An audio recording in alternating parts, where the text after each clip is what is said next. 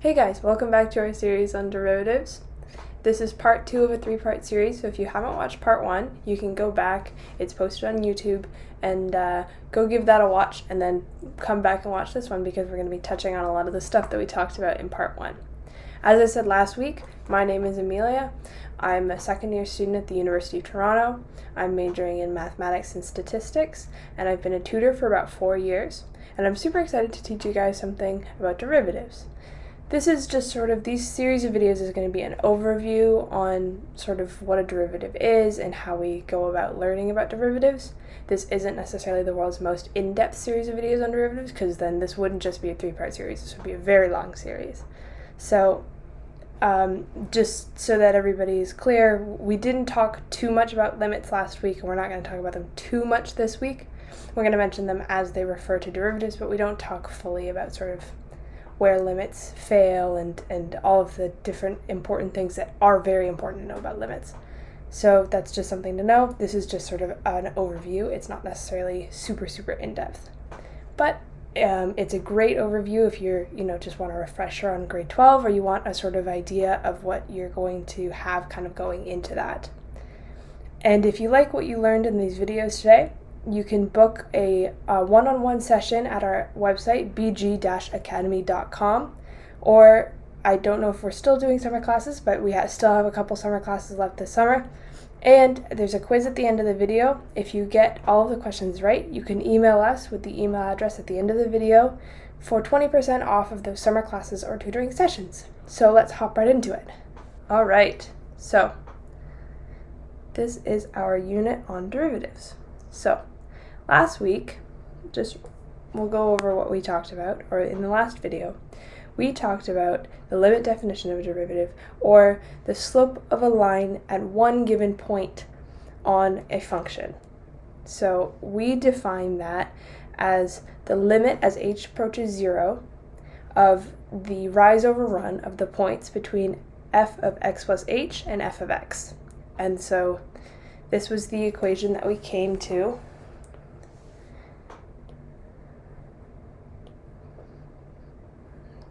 when we were talking about that. This is our limit definition of a derivative, or the instantaneous slope at any given point on a function. So, with this in mind, we can hop into talking about just some examples for some derivatives that we got here. Okay, so let's hop into the first example here. That is given f of x equaling 1, all right? So let's just plug this into our limit definition of a derivative, and then we'll see what happens, okay? So, first things first, we're going to say the derivative of f of x. I like to write the notation like that, sort of f prime, or, f with a little apostrophe. Some people write d over dx of f of x. Some of these are sort of more appropriate in different scenarios, but they both mean similar things. They're both mean the derivative of f of x. So you can use either to mean sort of the same thing. So we're going to do this for f of x equaling 1 in this scenario, okay? So we'll write our limit as h approaches 0. And then we'll plug this in. So if f at x plus h, f of x is equal to 1, so for every x, y is just going to equal 1. So for x plus h, y is also just going to equal 1, right? The limit isn't changing, the function isn't changing. So we're going to say that this is just 1 minus f of x is just 1 over h, right? Don't forget to write that limit sign. 1 minus 1 is just 0 over h. And 0 divided by anything is just equal to 0, right? Except for 0, obviously, but h doesn't equal 0. And h minus 0 equals just 0 here. And since there's no h in this anymore, we can remove that limit sign because it's insignificant. So we can say that this just equals 0. So the derivative of f of x equaling 1 is just 0. All right, let's move on to the next one here. All right, plug this into our limit definition. F prime at x equals, write the limit sign, the limit as h approaches 0 of f at x plus h. Well, we have 2x, so f of x plus h will just be 2x plus h minus f of x is 2x. And it's crucial that we have those brackets around the x plus h because the 2 is getting applied to both of them, right? Divided by h. So this equals, with the limit sign, h approaches 0, of 2x plus 2h minus 2x over h, which equals the limit of 2x minus 2x is obviously just 0, so we can cancel those out, and what's left over is 2h over h. And now we have an h in the top and we have an h in the bottom, so we just, and then this equals 2, right? That's what's left over. And now that there's no h in this, whatever h is, the answer is always just going to be 2, so we can say that this just equals 2. So the derivative of 2x is 2. All right. Now let's move on to the next one here. Plug this into our limit definition. So we have f prime at x equals the limit as h approaches 0 of, we have f at x plus h, right? So we apply that x plus h everywhere we see an x. So it becomes x plus h in brackets squared, and then the functions applied to it, minus f at x is just x squared over h. Now we can simplify this a little bit. We can expand out that x plus h. So we write our limit definition, and x plus h squared is x squared plus 2xh plus h squared, because it's just binomial expansion, minus x squared over h, and we have an x squared minus x squared here, so we can rewrite this now. We can simplify those two out because they cancel each other out, and we have 2xh plus h squared over h. So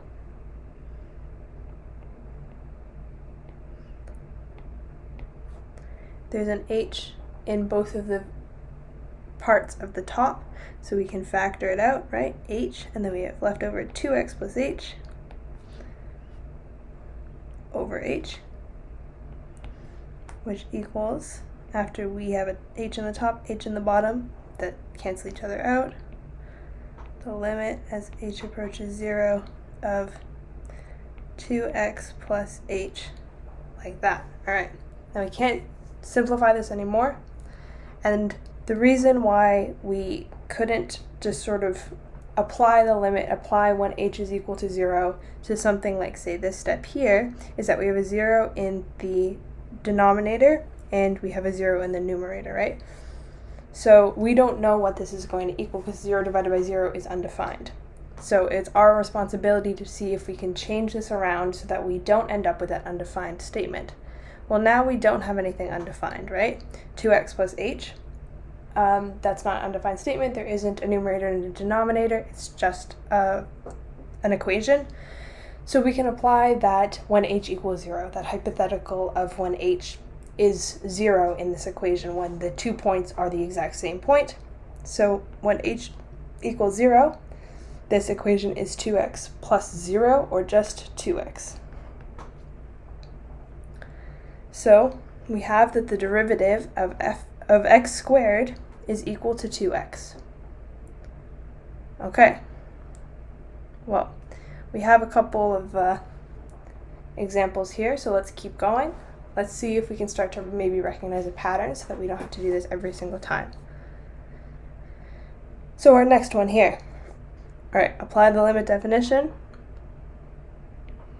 F prime at x equals the limit as h approaches 0 of, and we have 2x cubed.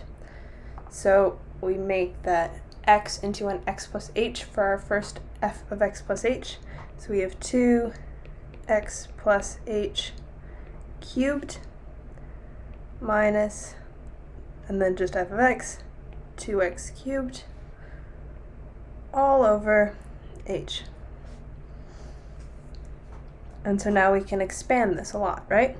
So next. Now we're not doing anything to it, we're just expanding it out so that it's clearer to all of us.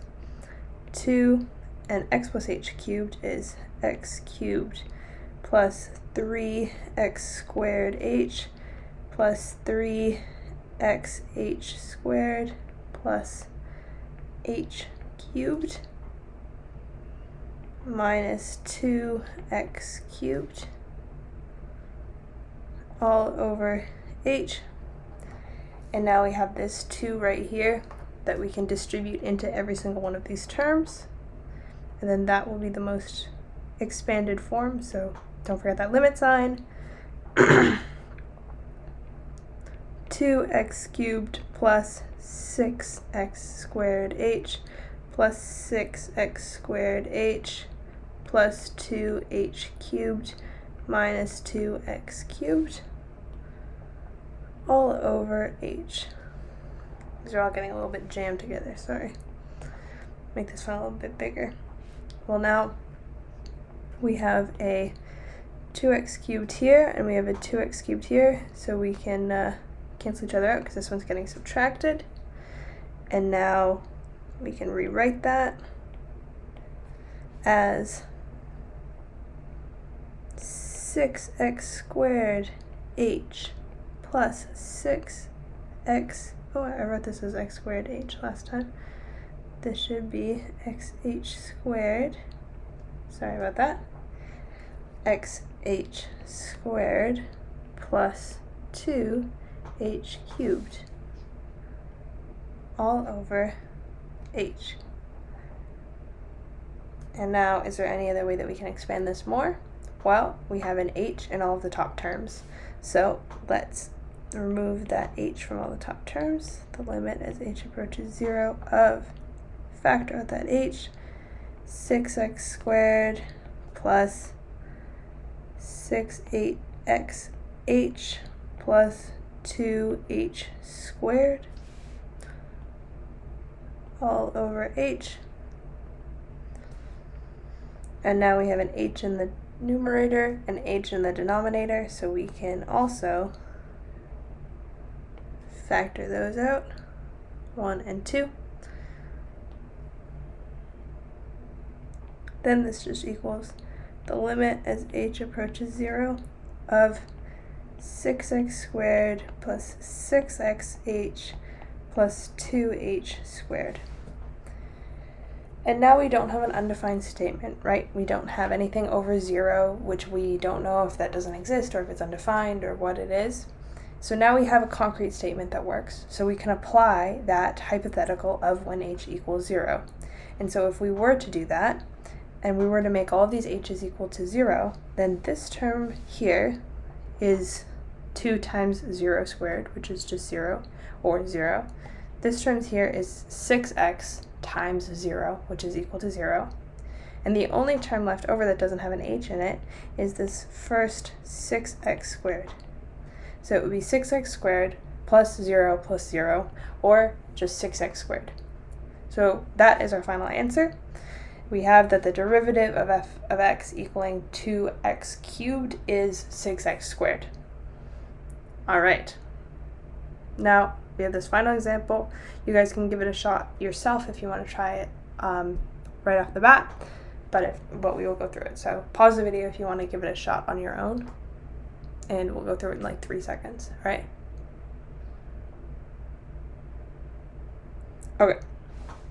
Hopefully you gave it a shot on your own, but if not, totally fine. So let's just start out the way that we started everything else out. This one's slightly different though because we have two terms versus all of our other ones have only had one x in it, or in the case of this one, it had no x, or x to the 0. So our methods are entirely the same, right? We start with that derivative form in a limit, that limit form of a derivative, this one up here. And so let's give that a shot. F prime at x equals, write our limit form, limit as h approaches 0. And now for every x in here, we're going to substitute it for x plus h, right? Because it's f of x plus h. So this just changes to x plus h squared plus x plus h, right? That's our first term. And we can do it in bigger brackets so you see that's just sort of the one f of x plus h minus just f of x, which is just x squared plus x, right? All over h. So let's go ahead and expand all of that so we can see what we're working with here, right? Because right now it's still over 0. We don't like that it's over a 0 or a hypothetical 0. So we want to see if we can rearrange this to make it not over 0. So x plus h squared, that becomes x squared plus 2xh plus h squared, right? Binomial expansion, plus, and we have that plus x plus h over here, right? Plus x plus h. So that's our first f at x plus h term. Now we can substitute this negative sign in. So, distribute this negative sign in. So x squared and then minus x all over h. All right, so next we can go through and we see that we have x squared and negative x squared and x and negative x, so we can have those cancel each other out, and then we write out what we have left, right? So it's 2xh plus h squared plus h over h, and we have an h in every term on the top, so we can factor that h. Don't forget that. Factor out that h, 2x plus h plus 1 over h. And now there we go. We have that h in the numerator, h in the denominator. They cancel each other out. So we're left, limit as h approaches 0. My limit signs are getting sloppier and sloppier. We're left with 2x plus h plus 1. And now we can treat that h as a 0 and remove the limit sign and say when that h approaches 0, this whole statement's never going to change, right? So as this h gets closer and closer to 0, this whole thing is going to just approach that 2x plus 1. So there we go. The derivative of x squared plus x is 2x plus 1. And I guess we could have sort of seen that one coming, right? Because we had here that x squared is 2x. So the derivative of x squared here is 2x as well. And the derivative of x, we had it here as 2x was 2, and now we have it here that just x is 1. So there sort of seems to be almost a pattern going on with the derivatives that we've calculated, right?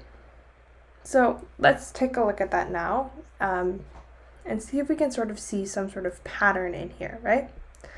So maybe you guys can pause the video, or maybe you're already sort of seen a pattern, but give it a second to think and say, do you notice any patterns here? So if we have this these are all the derivatives without the f of x notation, so this is just a derivative of the function, but it means the exact same thing as we talked about earlier.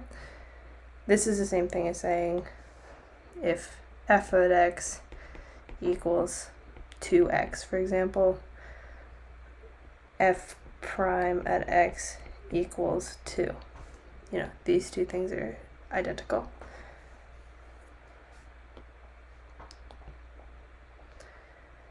So, do you notice some sort of pattern? I'll give you guys a second to think about it. You can pause the video, and then I will move on in a sec.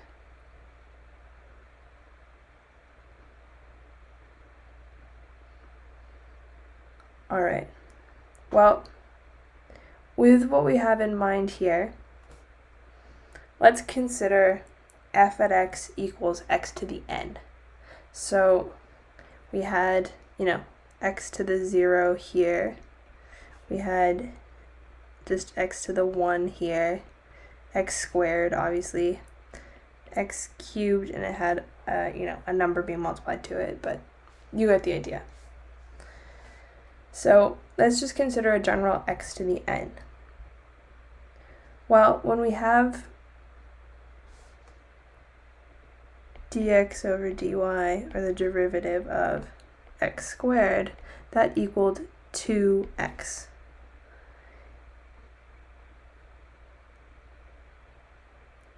And when we had dx over dy of 2x cubed, that equaled 6x squared. So there's something funny going on with the powers of x, because we could consider this one x to the 1, right? So that's sort of the first thing that maybe you notice, is that when you take that derivative, the power seems to shrink by 1.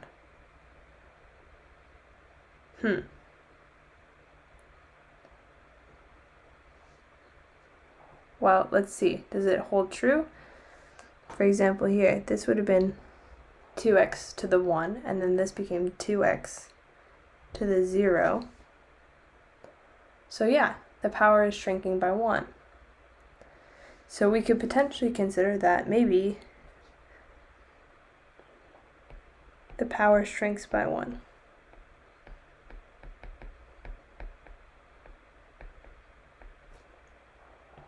So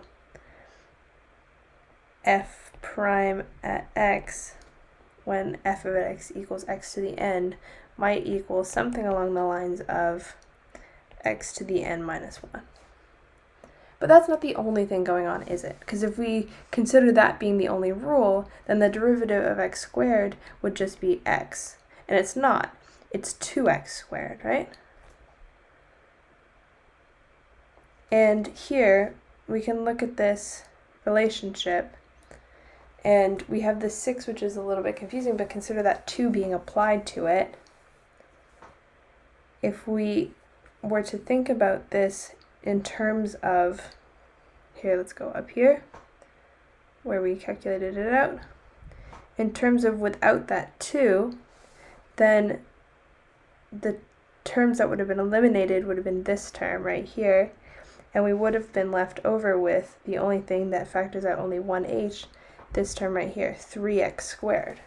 So we can look down here and we say, well, we know 2x cubed equals 6x squared, but x cubed equals 3x squared, because we can pull that from our previous expression. So do you notice some sort of pattern maybe with these numbers here, the coefficients on the derivatives? Well, if we consider the relationship between this power and the coefficient on the derivative, and again here, this power and the coefficient on the derivative, well, you certainly start to notice a pattern here as well, right? And let's see.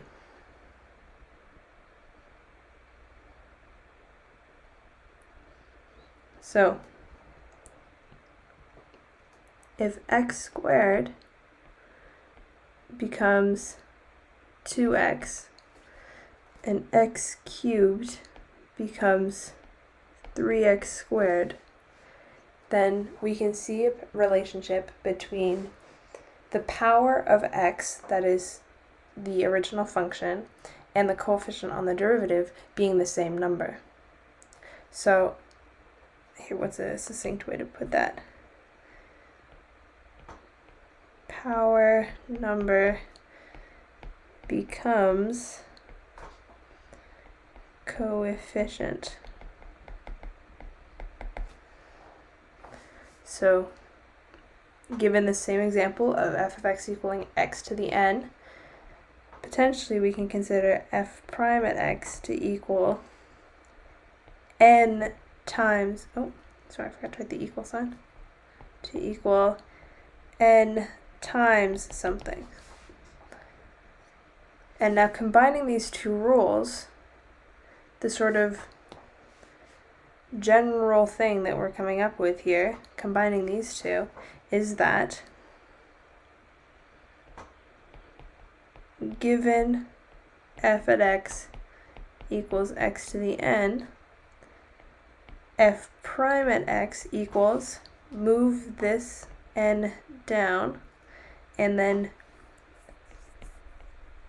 make the power 1 less, x to the n minus 1. So that seems to be the sort of general rule and the general pattern that we've come up with. And I will tell you that that is a very good way to quickly calculate the derivative. This is true of any powers of x. One important thing to note among this is that, as we see with this one here, we saw that dx over dy, or the derivative of 2x cubed equals 6x squared, or factor 6, 2 times 3x squared, and dx over dy of x cubed equals 3x squared, right? So this coefficient on it is always there. It sort of stays true throughout. So if the original power of x has a coefficient on it, that coefficient gets multiplied to the derivative as well. All right, so now we can consider some examples. I have some examples for you here. You can think about some of the ones that we have here, right? Maybe think about them for a second yourself, and then we'll go over them all together, all right? So,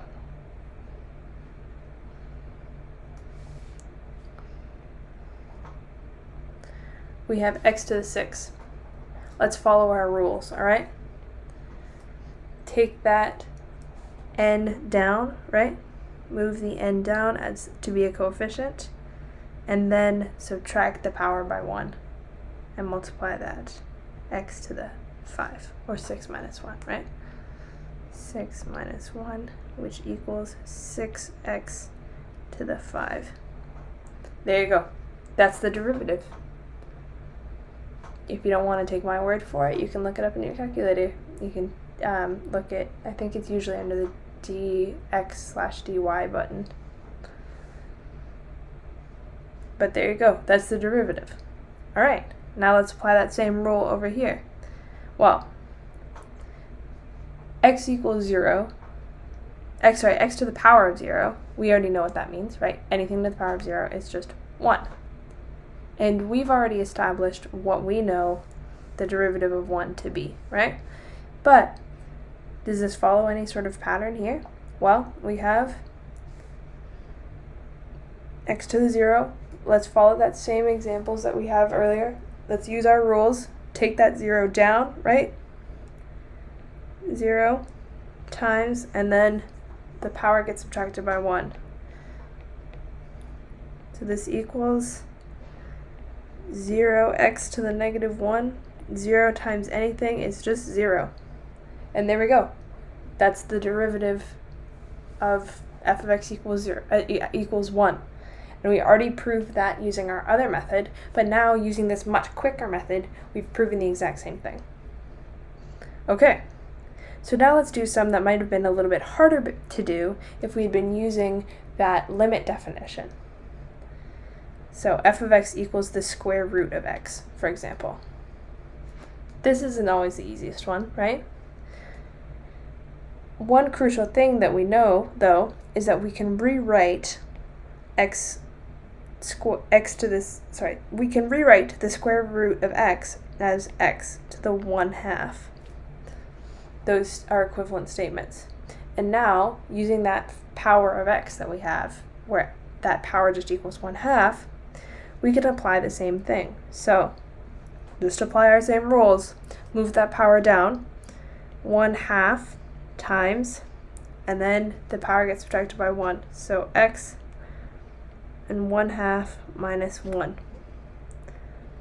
So this equals 1/2 times x to the negative 1/2, or x to the negative anything is the same as saying 1 over x to that thing. So it's just 1 over 2 times 1 over x to the 1/2, or 1 over 2 square root of x. And that is our derivative as well. That's the derivative of x squared, of the square root of x there. Alright, and we can do our next one here.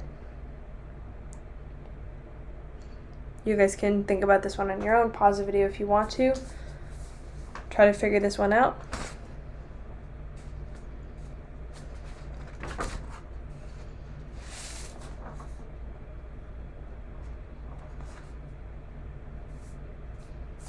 Okay. Well, as we said before, 1 over x to the anything is the same as saying x to the negative of that thing. So those two statements are equivalent. Knowing that, we can hop in just using our same rules, right? Bring the power down to be the coefficient, and multiply that by that same x with 1 subtracted from the power. So we have negative 2 minus 1. So this equals negative 2 times x to the negative 3. Or we can rewrite this as well as negative 2 over x to the 3. And that's the derivative of 1 over x squared. So you can see how this is way faster than using that limit definition. We, banged through 4 of these in the time it would have taken us to maybe go through 1 of the other ones. So this is a very, very convenient rule that helps us to find the derivative of powers of x way faster than we would have before. All right? So these have all been powers of x without any coefficient. So let's consider f of x with a coefficient on it, right? Well, as we said before, we figured out that dx over dy of 2x cubed equaled 6x squared, and dx over dy of x cubed just equaled 2x squared, right? And we can do that using our same rule. Equals 3x squared. This equals 3x squared. And we can confirm that using the rule that we know, right? Bring that 3 down to make it the multiple, and then subtract the power by 1, right? 3x squared, that makes total sense. So, as we said before, we can rewrite this to factor out that 2 and have this be 2 times 3x squared. So this 2 here and this 2 here are the same throughout. If there's a coefficient applied, it's applied to the derivative of that function, were it a normal function. that might not make too much sense. So let's do another example. One of the things that we came up with was that here, d over dx of 2x equals 2. So dx over dy of 2x, or the derivative of 2x, equals 2. And we calculated that using the long way, the limit definition. So let's calculate it as just dx over dy of x. Can you think about what that is? Consider this to be x to the 1, right? So then this would equal, bring that 1 down, 1 times, and think about 1 minus 1, right? The power becomes 1 minus 1, so it becomes x to the 0. X to the 0 just equals 1, so it's 1 times 1, or 1. And 2 can always be rewritten as 2 times 1, right? Because anything times 1 is just itself. So there we go. We have another example of, we have a 2 here and a 2 here.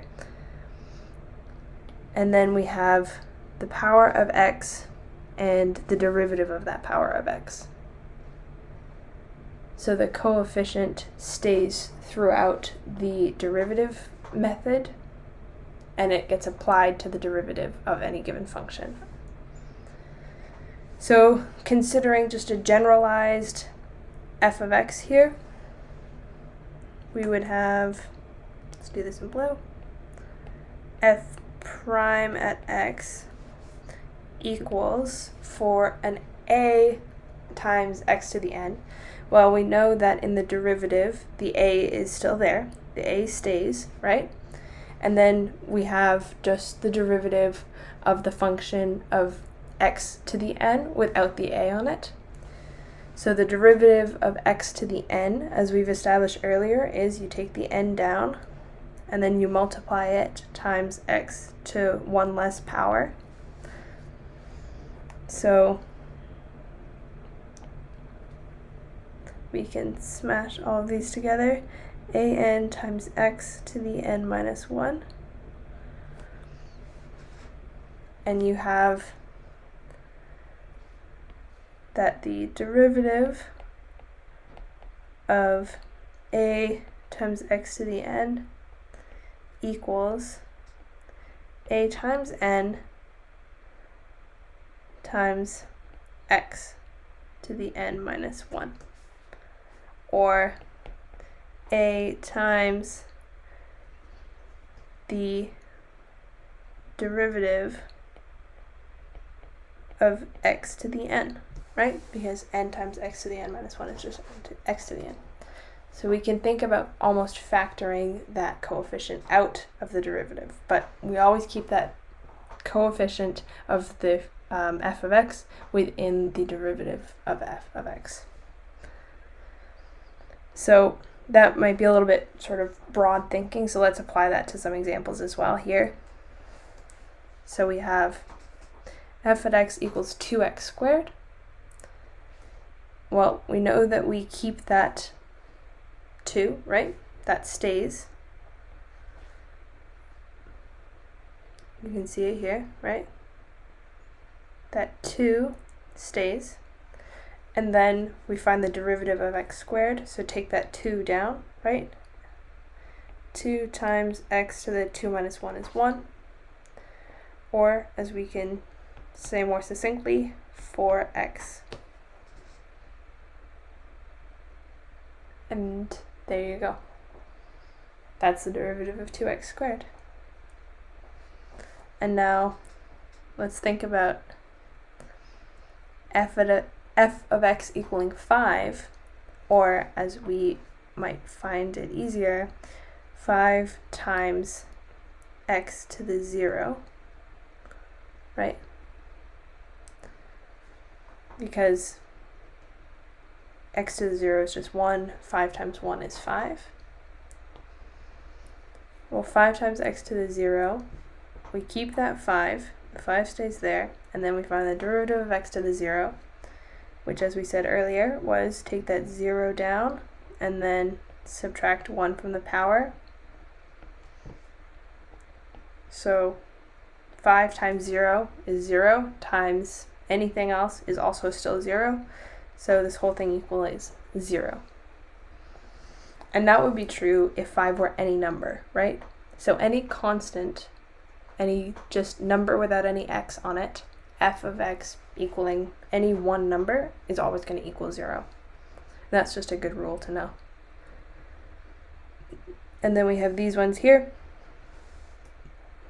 Remember, we preserve the 3, and then we find the derivative of x to the 5, so you move that 5 down to join that 3 as a coefficient, and then you subtract one of the powers. 3 times 5, 15, x to the 4. And then this last one, you guys think about that one for a second. Think about what we can rewrite this as, right? The square root of x is a little bit messy to deal with, but what we can deal with is 4x to the 1/2.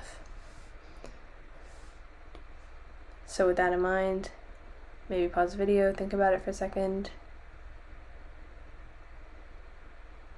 All right, we keep that 4, right? That coefficient stays there. That 1/2 though, that comes down as a coefficient. And x has its power subtracted by 1. So this equals 4 times 1/2, or 4 over 2 is just 2. 1/2 minus 1 is negative 1/2.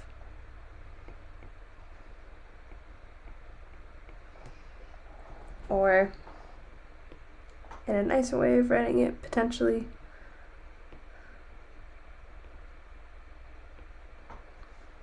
two over the square root of x. So there you go.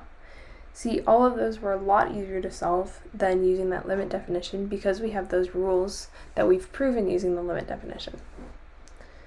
So with all of this in mind, and we sort of went through a lot of stuff, so with all of this in mind, I want you guys to fill out this little quiz that I got here. So you can pause the video, you can just sort of think about these, you can print the page, do whatever you like, but see if you can figure it out all on your own. And we went through some of these examples already, so you can confirm them with what we went through in class, or you can always just sort of type these into a calculator. These are very available online. They have a bunch of derivative calculators online if your calculator doesn't do derivatives, which not every calculator does. But these first 4, I want you to try to calculate using that limit definition, and then after that, confirm them using the sort of pattern method that we have sort of figured out in this video. And once you've done that, and you think that you've gotten them all right, you can email us here at, let me move up so you can see the email address.